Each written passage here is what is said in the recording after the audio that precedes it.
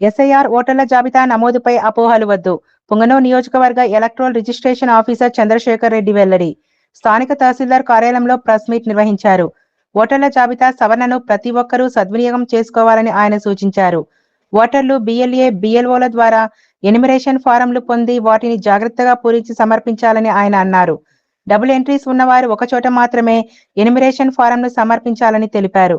2 చోట్ల ఎనిమిరేషన్ ఫారంలు సమర్పిస్తే election commission RP act 1950 section 31 ప్రకారం జరిమానా మరియు 1 సంవత్సర కాలం పాటు జైలు శిక్ష తప్పదన్నారు. జూలై 21 నుండి ఆగస్టు 21 వరకు సమర్పించిన ఎనిమిరేషన్ ఫారంల సవరణ ప్రక్రియ జరుగుతుందన్నారు. అనంతరం ఫారం 6, 7, 8 ద్వారా కొత్త ఓటర్ల నమోదు, మార్పులు, చేర్పులు, అభ్యంతరాల ప్రక్రియ అనంతరం సెప్టెంబర్ 22వ తేదీ పూర్తి జాబితా వెల్లడించడం జరుగుతుందని తెలిపారు.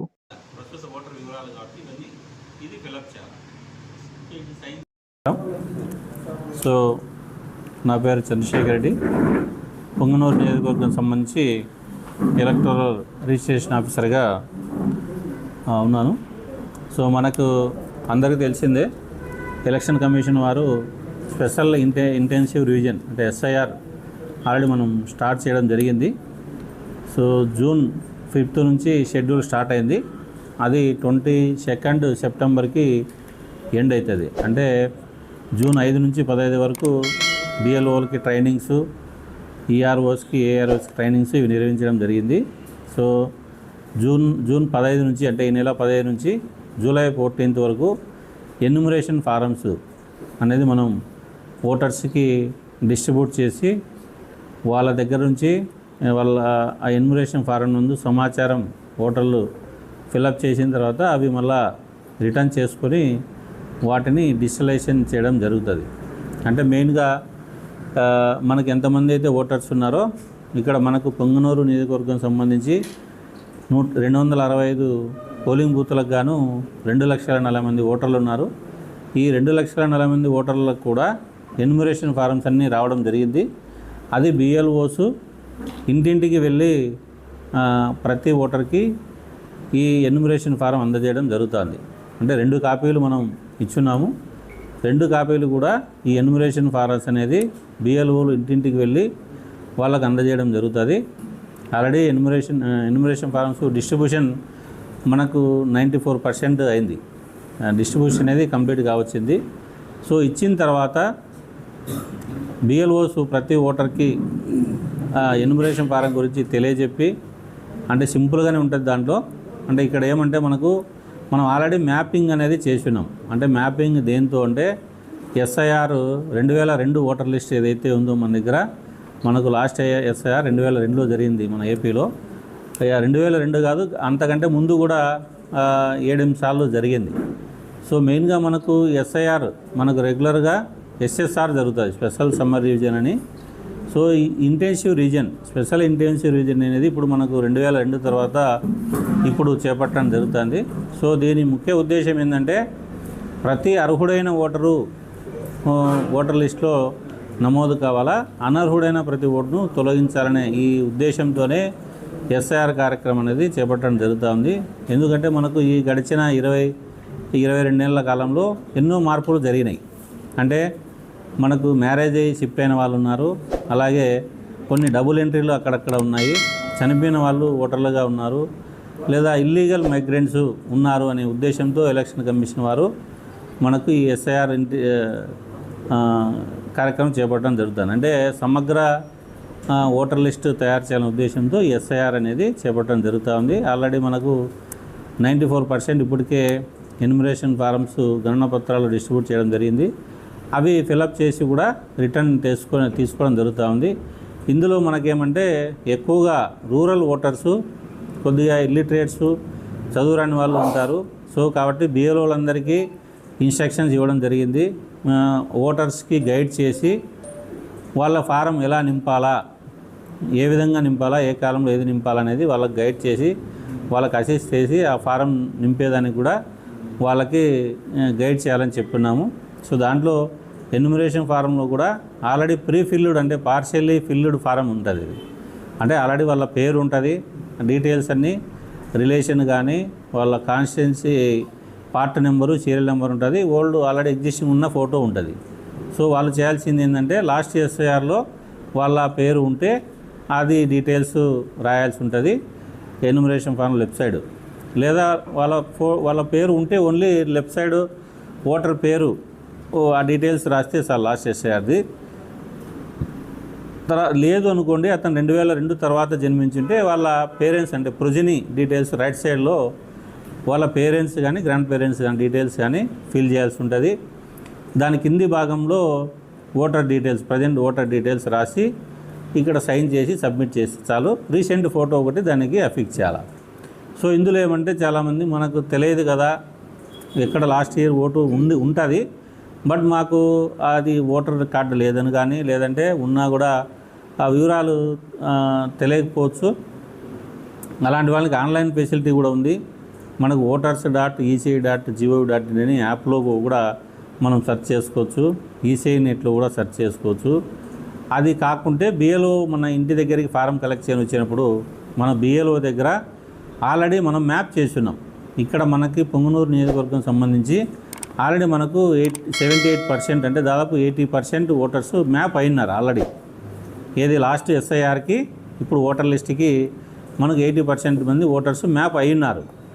సో కాబట్టి బిఎల్ఓ దగ్గర కూడా డీటెయిల్స్ ఉన్నాయి.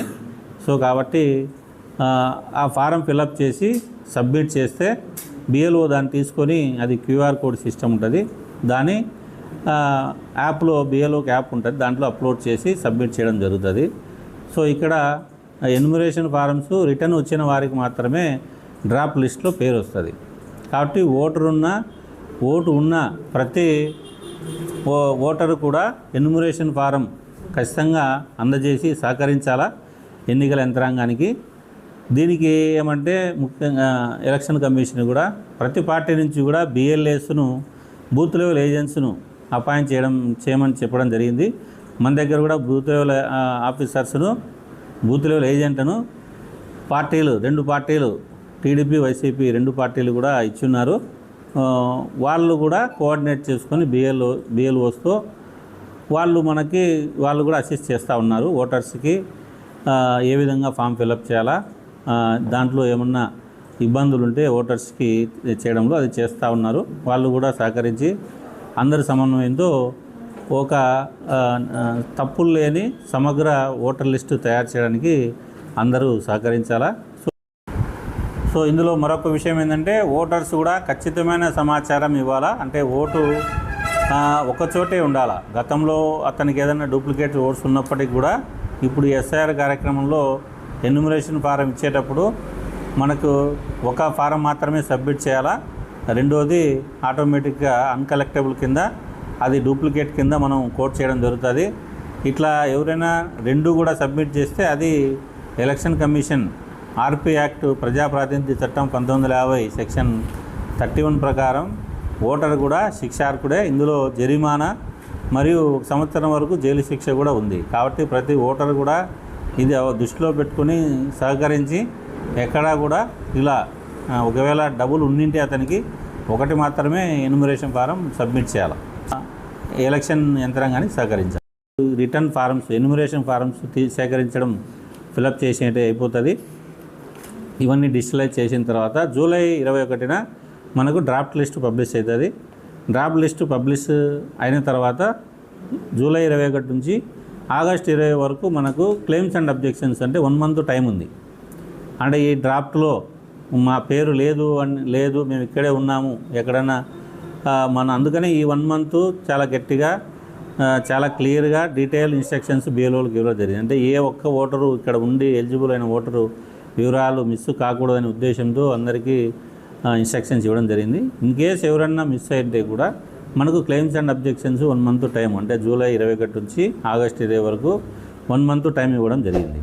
సో అప్పుడు మళ్ళీ 6, 7, 8 అంటే కొత్తగా నమోదులకు కానీ అభ్యంతరాలు ఉంటే 7, కొత్త నమోదులు 6, ఏమైనా కరెక్షన్స్ ఉంటే కూడా ఫార్మేట్లో సబ్మిట్ చేయొచ్చు.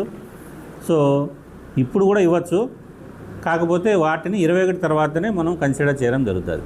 అంటే ఈ 21వ తారీఖు వరకు ఎలాంటి మార్పులు చేర్పులు నూతన నమోదులు అనేది లేదు. అంటే ఇప్పుడు ఏంటంటే ఎన్యూమరేషన్ జరుగుతుంది కాబట్టి ఇప్పుడైనా ఇవ్వచ్చు, కొత్త ఇప్పుడు ఓటు లేదని వాళ్ళు ఇప్పుడైనా ఫామ్ ఇవ్వచ్చు. వాటిని 21 తర్వాతనే కన్సిడర్ చేయడం జరుగుతుంది. సో ఈ 1 మంత్ కాలంలో మనం క్లెయిమ్స్ అండ్ అబ్జెక్షన్స్ తీసుకున్న తర్వాత అవన్నీ నోటీస్ ఇచ్చి హీరింగ్ చేసి ప్రాపర్గా ఉంది అంటే ఆ క్లెయిమ్ పైన మనం ఒక ఆర్డర్ పాస్ చేయడం జరుగుతుంది. అవన్నీ వాళ్ళు ఇచ్చిన ఫామ్స్ కరెక్ట్ అయితే వాటిపైన కన్సిడర్ చేయడం జరుగుతుంది. ఇవి ఆర్డర్ పాస్ చేసి మనకి సెప్టెంబర్ 22 తారీఖున ఫైనల్ పబ్లికేషన్ చేయడం జరుగుతుంది. మైగ్రేట్ అయిన వాళ్ళు కానీ మ్యారేజ్ అయిన వాళ్ళు కానీ ఉంటే కూడా అది మనకు యాప్లోనే ఏఎస్డి అంటాం, ఆబ్సెంట్, షిఫ్టెడ్, డెత్ ఓటర్స్. వాటికి ఆ విధంగా మార్క్ చేసి పలానా ఓటర్ చనిపోయినాడు కాబట్టి అది డెత్ కింద మార్క్ చేసి సబ్మిట్ చేస్తారు. ఆ ఫ్యామిలీ మెంబర్స్ దగ్గర నుంచి మనం ఎన్యుమరేషన్ ఫారం దగ్గరే చనిపోయినాడని తీసుకొని ఒక ప్రూఫ్స్ కూడా కలెక్ట్ చేసుకుంటాం, డెత్ సర్టిఫికేటు, దానికి సంబంధించిన ఆధారాలు. లేదు డెత్ సర్టిఫికేట్ లేదు అంటే ఫ్యామిలీ మెంబర్తో ఒక అండర్టేకింగ్ తీసుకొని ఒక పంచనామాలాగా చుట్టుపక్కల వాళ్ళతో సంతకం తీసుకుంటాము. సో ఇట్లా పక్కాగా అంటే ఎక్కడా కూడా తప్పులు లేని సమగ్ర ఒక ఓటర్ లిస్ట్ నమోదు కోసం ఈ కార్యక్రమం చేపట్టడం జరిగింది. కాబట్టి ఇందులో ఎవరికి కూడా ఎలాంటి అపోహలు అవసరం లేదు. ఎందుకంటే ఇన్ కేసు ఇంకోటి కూడా ఏమంటే గతంలో ఎక్కడా కూడా వాళ్ళ ఓటు మ్యాప్ లేదు, వాళ్ళ పేరెంట్స్ కూడా ఓటు కూడా లేదు అంటే ఇప్పుడు ఓటు పోతుంది అనే అనుమానం కొంతమందికి ఉంది. అలాంటిది లేదు. ఇప్పుడు మనకు ప్రజెంట్ ఓటర్ లిస్టులో పేరు ఉండి గత ఎస్ఐఆర్లో అతని ఓటు కానీ ఫ్యామిలీ మెంబర్స్ ఓటు కానీ లేకున్నా ఇప్పుడు ఫారం ఫిలప్ చేసి వాళ్ళు సబ్మిట్ చేయాలా. ఆ ఫారంతో పాటు ఏదైనా ఒక ఎలక్షన్ కమిషన్ ఆమోదించిన 11 రకాల ధృవీకరణ పత్రాలు ఉన్నాయి. గవర్నమెంట్ ఈసీఐ వారు డిజైన్ చేసిన 11 ఐడెంటిటీ పత్రాలు ఉన్నాయి. సపోజు బ్యాంకు పాస్బుక్ కానీ, farmers agriculture passbook, pan card, driving licence, pension cards, any rice card, ఇలా 11 రకాల పత్రాలు ఉన్నాయి. వాటిలో ఏదో ఒకటి సబ్మిట్ చేయొచ్చు.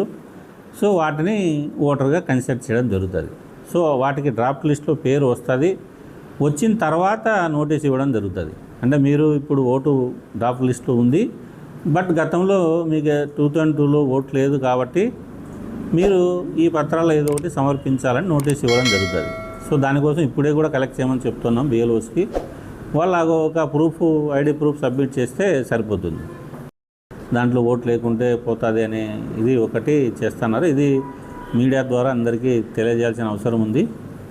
సో కాబట్టి ఎక్కడ ఎలాంటి అనుమానం అవసరం లేదు.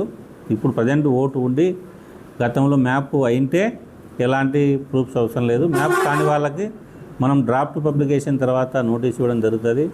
నోటీస్ ఇస్తే ఏదో ఒక ప్రూఫ్ సబ్మిట్ చేస్తే సరిపోతుంది. అది కూడా 87 ముందు డేట్ ఆఫ్ బర్త్ ఉంటే, జన్మించి ఉంటే సెల్ఫ్ అంటే ఓటర్ యొక్క ప్రూఫ్లు ఇస్తే సరిపోతుంది. 87 నుంచి 2004 మధ్యలో జన్మించి ఉండి అప్పుడు ఎస్ఐఆర్లో మ్యాపింగ్ కాకపోతే ఓటర్ యొక్క ఆధారాలతో పాటు మదర్ కానీ ఫాదర్ కానీ ఇంకొక వాళ్ళ పేరెంట్స్లో ఎవరో ఒకటి ఆధారం సమర్పించాల్సి ఉంటుంది. 2004 తర్వాత జన్మించి ఉంటే 3 ఇవ్వాలి. అంటే ఓటర్ యొక్క ప్రూఫ్, ఫాదర్ అండ్ మదర్ ముగ్గురు ఇవ్వాలి. సో ఇందులో మనం అంటే ఎవరైనా చనిపోయింటారంటే దాని డెత్ సర్టిఫికేట్ అవి ఇస్తే సరిపోతుంది. సో ఇది మనకి ఎస్ఐఆర్ ప్రక్రియకు సంబంధించి విధి విధానాలు. సో దీంట్లో అందరూ కూడా భాగస్వాములు కావాలా. మన నియోజకవర్గం సంబంధించి ఖచ్చితమైన సమాచారం ఉంచి ఖచ్చితమైన ఓటర్ లిస్టును మనం తయారు చేసుకోవడానికి ప్రతి ఒక్కరూ ఓటర్లు, రాజకీయ పార్టీ ప్రతినిధులు, బిఎల్ఏసు, అందరూ మీడియా సోదరులు కూడా అందరూ సహకరించి మన నియోజకవర్గంలో ఎలాంటి తప్పు తడకలు లేని ఒక ఓటర్ లిస్టు తయారు చేయడానికి అందరూ సహకరించాలని కోరుతున్నాము. సో దీంట్లో మర్చిపోయినాం. ఇదేమంటే మనకు మ్యాపింగ్ మనకు 80% అన్నాం కదా. ఇందులో కొన్ని అనామలీస్ అనేవి ఉంటాయి. అంటే ఏమంటే సపోజ్ మీరు చెప్పినట్లు 2002లో ఒక అమ్మాయి మ్యారేజ్ కాలేదు, ఇంటి పేరు తండ్రి ఇంటి పేరు ఉంటుంది. సో ఇప్పుడు మ్యారేజ్ అయ్యి ఇక్కడ మన ఊరికి వచ్చిండొచ్చు, లేదంటే ఇక్కడ నుంచి ఇంకో ఊరికి వెళ్ళిండొచ్చు. ఇప్పుడు ఇంటి పేరు అనేది మనకు భర్త ఇంటి పేరు ఉంటుంది. సో మనమైతే మ్యాప్ చేసింటాం. ఇంటి పేరు వేరేనా, పర్సన్ ఒకటే, పేరు ఒకటే ఉంటుంది. మనం మ్యాపింగ్ చేసింటాము. కానీ సిస్టంలో అది ఏం చూపిస్తుంది, డిస్క్రిపెన్సీ చూపిస్తుంది. అంటే సర్నేమ్ తేడా ఉంది కాబట్టి డిస్క్రిపెన్సీ చూపిస్తుంది. వీటికి మనం ఏం చేస్తామంటే అన్మ్యాప్డ్ కానీ లేదా ఈ డిస్క్రిపెన్సీస్ ఉండేటివి వాటికి నోటీస్ ఇస్తాం. నోటీస్ ఇచ్చి ఇప్పుడు ఇంతకుముందు చెప్పినట్టు ఈ 11 రకాల ప్రూఫ్లో ఏదో ఒక ప్రూఫ్ సబ్మిట్ చేస్తే వాళ్ళ ఓటు రిటర్న్ అవుతుంది. సో ఎనామలీస్ అన్నిటికి కూడా ఖచ్చితంగా ఉన్నాయి. పేరు చేంజెస్ కొన్ని ఉన్నాయి, ఇట్లా ఇంటి పేరు వేరే ఉన్నట్టు ఉన్నాయి, ఇట్లా ఒక డిస్క్రిపెన్సీస్ కొన్ని ఉన్నాయి. వాటికి సరైన ఆధారం ఏదో ఒకటి ఇస్తే కూడా ఆ ఓటును కన్సిడర్ చేసి రిటర్న్ చేసేదానికి అవకాశం ఉంది.